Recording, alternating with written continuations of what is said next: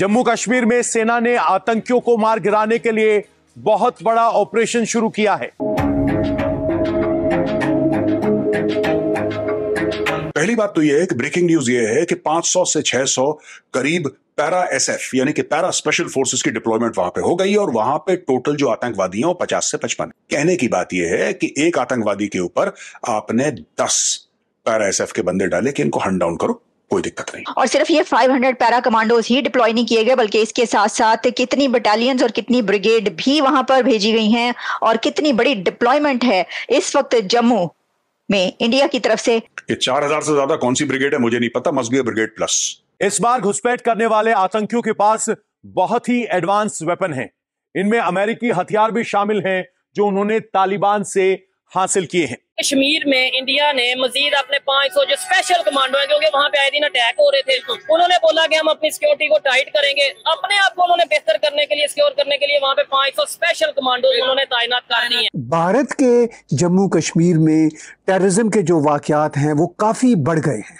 भारत का क्लेम है कि पाकिस्तान से ये इन्फिल्ट्रेटर्स आना बढ़ गए हैं, तो ये सिचुएशन क्या है? अच्छा, अब इसके अंदर जो इंडियन मीडिया नाम लिख रहा है वो पाकिस्तान का नाम लिख रहा है और वो कह रहा है अपने उसमें कि पाकिस्तान की तरफ से वहां पर गए हुए दहशतगर्द वो कश्मीर में पिसते रहते हैं और कुछ नहीं बना सकते। अच्छा। हालांकि इनके पास एटम बम है तो एटम बम उधर लगा देंगे, तो ऐसे तो जो इधर से भी इंसानों की जान। इसराइल को धमकी क्यों नहीं देते? अब बहरहाल क्योंकि ये भी अभी की खबर है डिप्लॉयमेंट, उनको भी पता चल गया होगा कि इंडिया ने खड़ाक कर दिया है जी।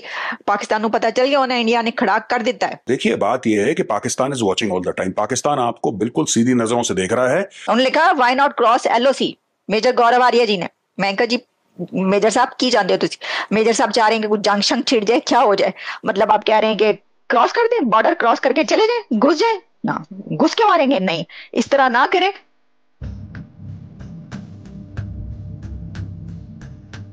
जय हिंद दोस्तों, मेरा भारत महान न्यूज़ चैनल में आपका स्वागत है।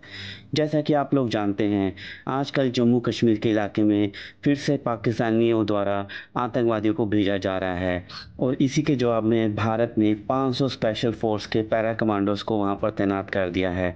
इसके अलावा 3500 से 4000 और आर्मी को डिप्लॉय भी किया गया है और सुनने में आ रहा है कि जम्मू कश्मीर में 55 से 60 आतंकवादियों की खबर है।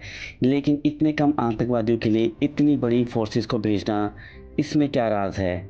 यही सोच कर पाकिस्तानी मीडिया की खवाइयाँ उड़ी हुई हैं। कहीं ऐसा ना हो कि जम्मू कश्मीर से आतंकवादियों का सफाया करते करते पीओके को भी भारत में मिला दिया जाए। आपको क्या लगता है? अपनी राय आप हमें कमेंट कर ज़रूर बताइए। तो चलिए दोस्तों, देखते हैं पाकिस्तानी मीडिया का रिएक्शन। और वीडियो शुरू करने से पहले आपसे रिक्वेस्ट है, अगर आप चैनल पर नए हैं तो चैनल को सब्सक्राइब करके बेल नोटिफिकेशन के बटन को ज़रूर दबाइए। तो शुरू करते हैं आज का वीडियो। जय हिंद, जय भारत। और खबर ये है कि इंडिया का मीडिया इस खबर से भर चुका है इस वक्त। खबर ये है कि इंडिया ने जम्मू में 500 पैरा कमांडोज को डिप्लॉय किया है। बहुत बड़ी डिप्लॉयमेंट है ये। 500 पैरा कमांडोज को जम्मू में डिप्लॉय कर दिया गया है इंडियन आर्मी की तरफ से। और सिर्फ ये 500 पैरा कमांडोज ही डिप्लॉय नहीं किए गए, बल्कि इसके साथ साथ कितनी बटालियंस और कितनी ब्रिगेड भी वहां पर भेजी गई हैं और कितनी बड़ी डिप्लॉयमेंट है इस वक्त जम्मू में इंडिया की तरफ से। जो ये कहा जा रहा है कि कोई 50 से 55, 50-60, 50 to 60 दहशतगर्द टेररिस्ट एंटर हुए हैं उस रीजन में, जम्मू में। उनको हंट डाउन करने के लिए ये डिप्लॉयमेंट की गई है। और वो जो दहशतगर्द वहां पर एंटर हुए हैं वो रिवाइव कर रहे हैं, रिवाइव करने के लिए टेररिज्म को, कि एक बार फिर वहां पर दहशतगर्दी को जन्म देने के लिए वो वहां पर पहुंचे हैं। और ये डिफेंस सोर्सेज उनके ये कह रहे हैं, जो कि जितना भी मीडिया उसके साथ उनकी जो बातचीत हुई है वो हमारे सामने आ रही है। अच्छा, अब इसके अंदर जो इंडियन मीडिया नाम लिख रहा है वो पाकिस्तान का नाम लिख रहा है और वो कह रहा है अपने उसमें कि पाकिस्तान की तरफ से वहां पर गए हुए दहशतगर्द। हर जगह पर यह है कि पाकिस्तान की तरफ से वहां पर जो दहशतगर्द एंटर हुए हैं उनको काउंटर करने के लिए ये डिप्लॉयमेंट हुई है जम्मू में।